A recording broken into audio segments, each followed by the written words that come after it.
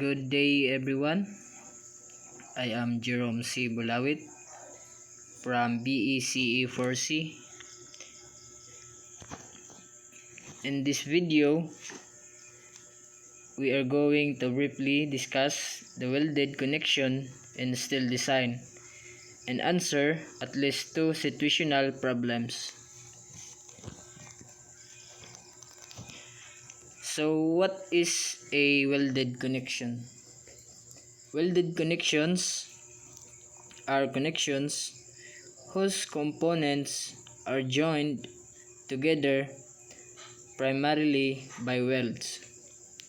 Welds can be classified according to types of welds: groove, fillet, plug, and slot welds. Positions of the welds: horizontal, vertical, overhead, and flat welds.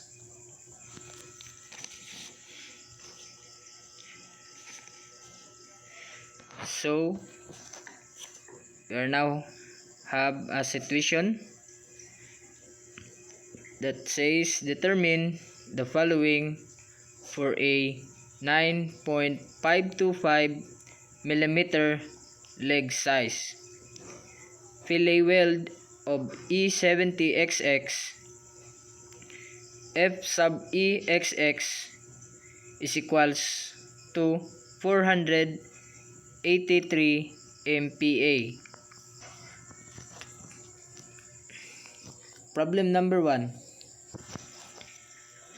Which of the following most nearly gives the nominal strength direct shear of the weld per unit length? So first, let us discuss the cross section of the weld. So for the weld, particularly in this figure, this is the weld. W indicates the leg size of the weld. So as you can see, the standard fillet weld is an isosceles right triangle.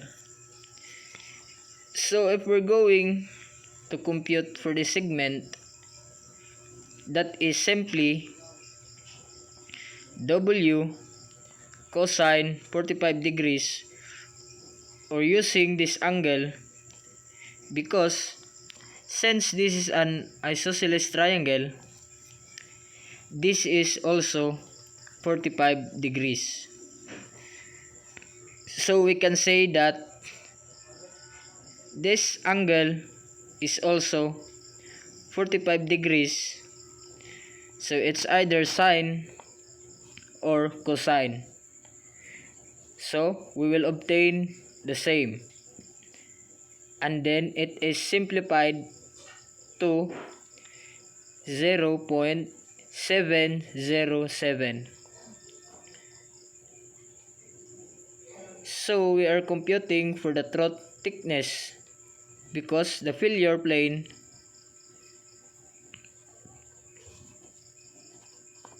will occur in this throat at the event of the failure.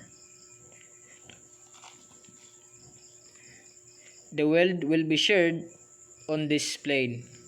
So as you can see,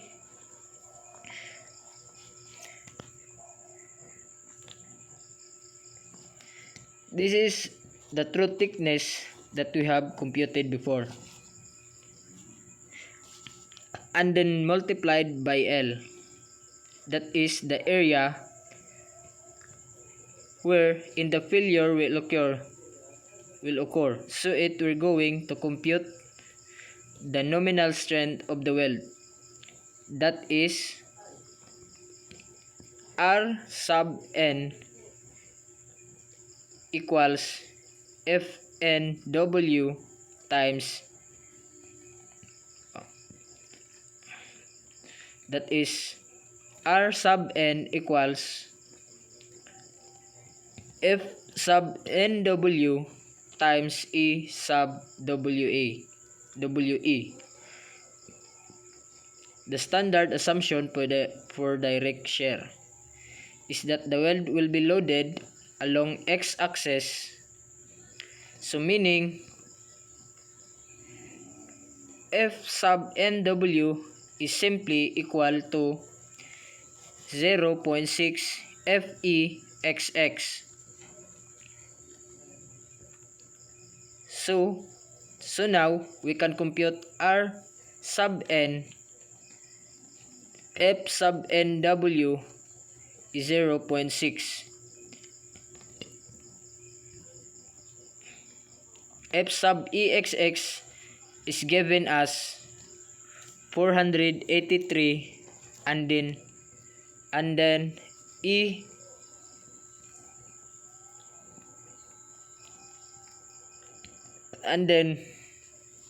E sub WE is the area of the weld, as what we have seen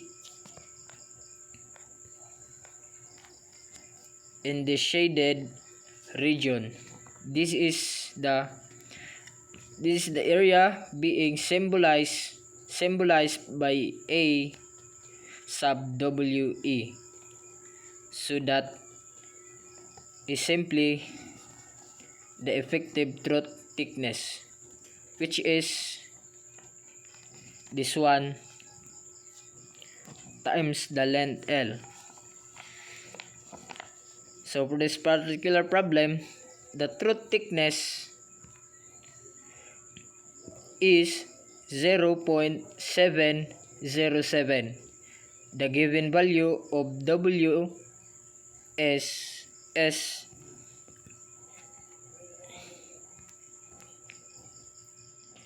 9.525, and then we are asked to solve for the weld per unit length. So meaning we are considering a 1 mm length of the weld. So therefore R sub N equals 1951.56391.5 Newton, and then we indicate that this is per unit length, so that is Newton per millimeter. So this is now the strength. So problem number 1, Rn is equals to 1951.563915 Newton per millimeter. So this is now the strength of the weld per unit length. This is our solution, complete solution.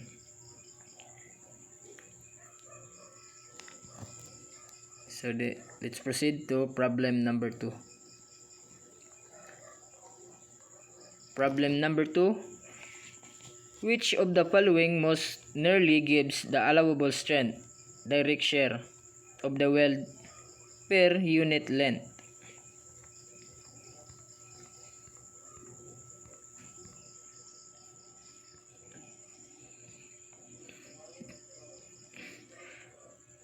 So we already have the nominal strength. So the allowable strength is the strength considering allowable stress design. So we can solve that by dividing the Rn by the factor of safety. So the factor of safety for welds is 2. So therefore we have 1951.563915